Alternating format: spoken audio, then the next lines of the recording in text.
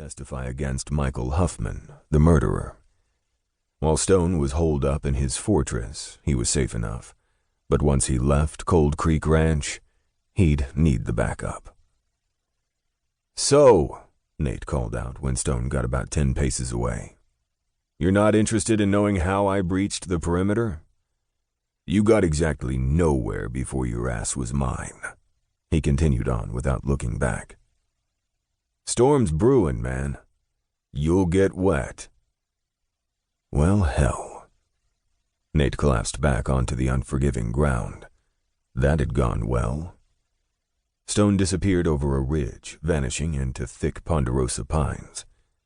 In a nearby tree, a hairy woodpecker, nasty little bastard, beat out a staccato that matched the throbbing headache in Nate's temples. Under any circumstances, he deferred to Stone.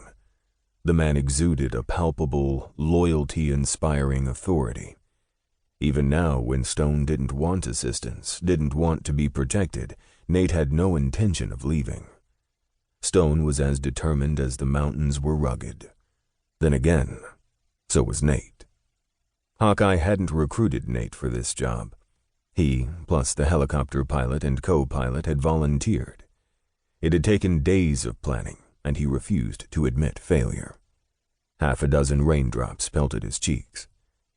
Even in the past few minutes, the storm had gathered clouds and whipped them together with wind to descend the eastern slope of the Continental Divide.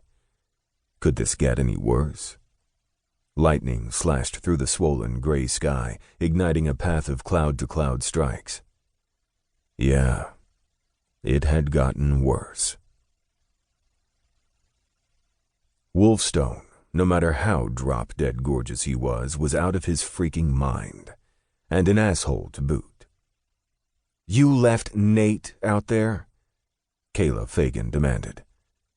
"Have you seen the weather?" "He's not made of sugar." "Meaning he won't melt?" "Exactly." "If this is how you treat your fellow operatives, what do you do to your enemies?" He shrugged. "None of them left alive to tell." He smiled, and it did nothing to soften his features. The quick curve was more wicked than anything, making his eyes darken, reminding her of those few moments of twilight before the sky devoured the sun. He strode from the kitchen and she followed. "Mr. Stone." "Wolf.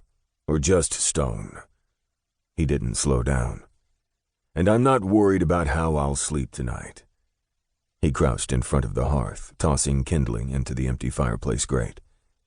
When she first heard he was holing up in a log house on a ranch, she'd pictured a remote, barely inhabitable 2-room cabin.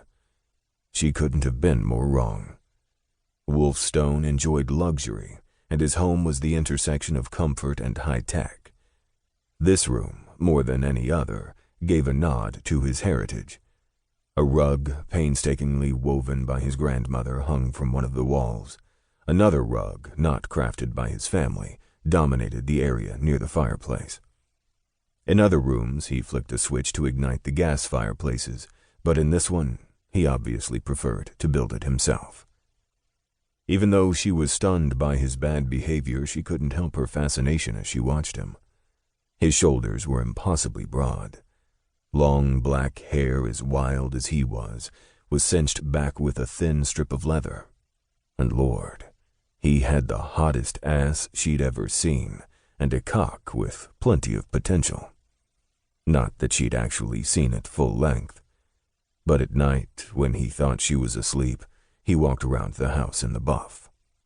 Last night, his dick had been partially erect, and the darkened view had inspired her dreams and nearly made her forget her job.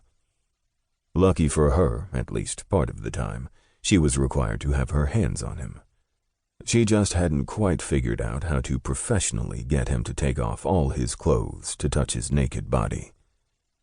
Thunder cracked, and she worried about Nate. "I think you should at least invite him in until the storm passes." Even though it was summer, weather could be extreme at this elevation. "You going to nag me?" "Convince you to change your mind, using my excellent powers of verbal persuasion."